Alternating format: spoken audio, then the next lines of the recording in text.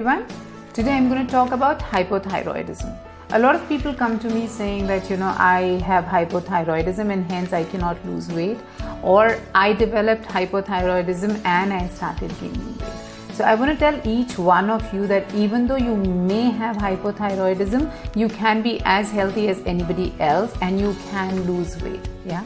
So before we talk about what changes we need to make, I want to talk about thyroid and help you understand what thyroid is. So now thyroid is a gland which is in the anterior portion of our neck. It's a small butterfly kind of gland, while it is small, it has a very important role in human body.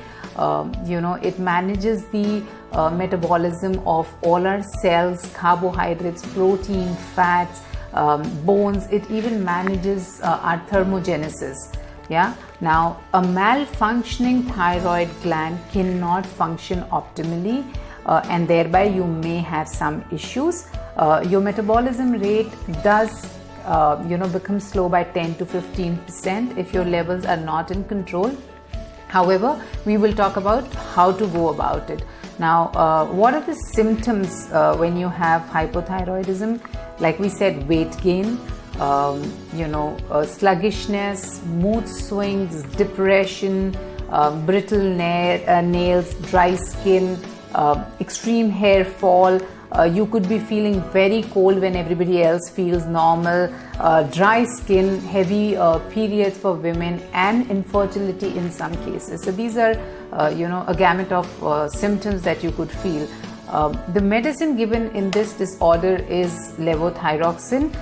The potency could range depending on your symptoms and on your levels.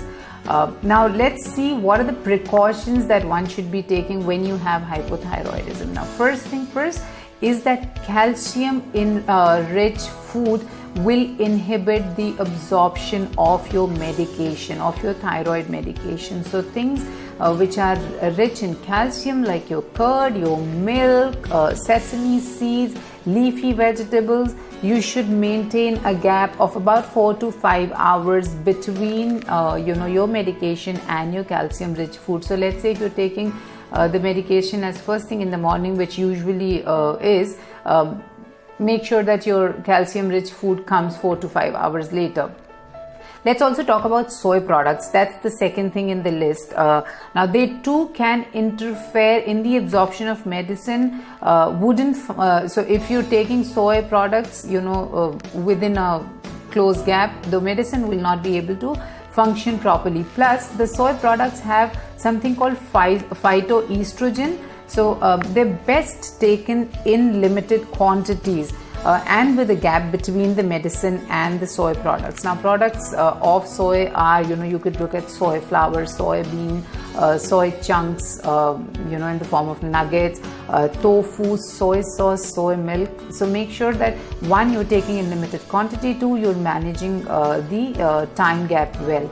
The third thing is iron. Iron tablets can also interfere in the absorption of the thyroid medication. So make sure that, again, this is timed well. So if you're taking thyroid medication in the morning, make sure that you're not taking your iron supplement before lunchtime. Some of the multivitamin have a component called ferrous sulfate, which is also a form of iron. So make sure that you're noticing that, and if your multivitamin has that, then time it accordingly. Also iodine. Now, insufficiency of iodine is what causes hypothyroidism, but if you are getting too much of it, it can actually accelerate the problem or reverse and cause hyperthyroidism. So make sure it is naturally found in soil. So this is just for your information that things like seaweed and kelp seaweed should be avoided to make sure that there's not too much of iodine going into the body. Now let's look at how does the diet work when it comes to weight loss for thyroid patient. So one is that you need to add a lot of variety in your food, and you need to totally avoid fatty foods, sugary foods, junk food, processed food. Anything that is going to give you rich carbs is what you should be avoiding. The second thing is protein. Very, very important. Whether you have thyroid or you don't have thyroid, protein is the bodybuilding food, so it is very important.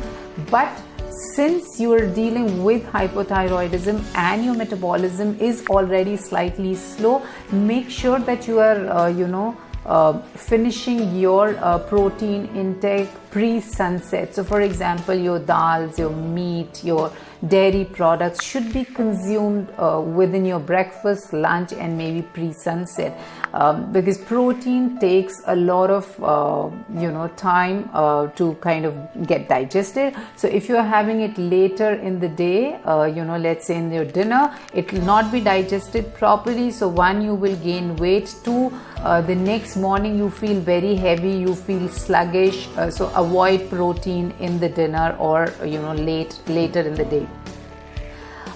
Fiber is very, very important for people who are having hypothyroidism. Now, where do you get your fiber from? You get your fiber from fruits, vegetables, chia seeds, isabgol, gond katira, whole grains. These are the items that you should be consuming on regular basis. Each meal should have vegetables. You could even juice your vegetables to get a good dose of antioxidants and your soluble fiber. Now, what not to eat? Typically we say don't eat cruciferous vegetables. Now, why shouldn't you be eating? Because they're goitrogenic. Now, what is goitrogenic? Goitrogenic is basically, goitrogen is a substance which will interfere in the synthesis of your thyroid hormone. Now, if the synthesis is a problem, then your gland will not be healed, and the functionality will not be optimal. So you should be having it in the limited quantity, and maybe let's say once or twice a week. And please do not have these vegetables raw. That's a big no-no for people who have hypothyroidism. Now, which vegetables am I referring to? I am talking about kale, Brussels sprouts, spinach, cabbage, cauliflower, broccoli, and the likes. Yeah, so make sure that you're having these vegetables in limited quantity and you're cooking them and eating them. Few of the studies have also shown that gluten-free food can help the functionality of thyroid, though it is not concluded, but you may want to just check if it works well with you, because it works well with some of my patients. Apart from diet, I am now going to talk about two remedies which work very, very well. So one is the red onion juice. All of us have red onions at home, the normal onions that we use. So grate onion and take out the juice. Now that's the juice which will stimulate your thyroid gland functioning. Have that juice, about one onion's juice every day, to make sure that your thyroid levels are within the permissible limit and the functionality is getting better. The other thing is hara dhania and zira water. So take the dhania leaves, the coriander leaves and zira, boil about 6 glasses of water with 50 grams of dhania and 2 tablespoons of zira, and have this water throughout the day.